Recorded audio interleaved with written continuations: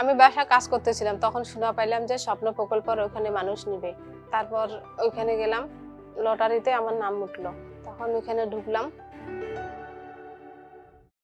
আমার নাম প্রতিমা রানী রায়। আমার স্বামী তো কিছু করতে পারতো না, বাসায় বসে কোনো মতো চলতাম। তখন আমার শাশুড়ি ছিল, খাওয়াইতো। খুব অভাবে ছিলাম, কষ্ট করতাম, আমার বাচ্চাটাকেও পড়াইতে পারতাম না। আমরা 12 জন মিলে কাজ করি। রাস্তাঘাটে মাটি দেই, ভাঙ্গাচুরা যেখানে থাকে ওখানে মাটি দেই, ওখানে মাটি ভরাট করি। যেদিন আমরা বেতন পাই 12 জন মিলে 300 করে 3600 টাকা হয়। হয়ে লটারি হয়, ওখানে 12টা কাগজ করি, যার নাম উঠে সে পায় টাকাটা। আমি রোজকা পাইছি 3600, পায়া জুতোর দোকানটা দিলাম। নীলফামারী থেকে জুতা কিনে আনলাম। তারপর আমি আমার স্বপ্নের দোকান খুললাম। দোকানের নাম রাখলাম নীরব শু স্টোর।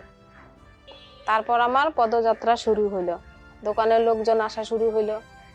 লোকজন আসে, নতুন নতুন জুতা দেখে, কেউ স্যান্ডেল নিয়ে যায়, কেউ শু নিয়ে যায়, কেউ হিল নিয়ে যায়। আমার ইনকাম বাড়তে থাকে। এখন আমার জুতা আনার জন্য নীলফামারী যাওয়া হয়। কিন্তু আমরা যদি সেই জুতা গ্রামে তৈরি করতে পারি, আমরা যদি একটা জুতার ফ্যাক্টরি দিতে পারি, আমরাই সেই নীলফামারীতে জুতা বিক্রি করতে পারবো। শুধু নীলফামারী না, আমাদের এই জুতা সারা বাংলাদেশ পাঠাইতে পারবো।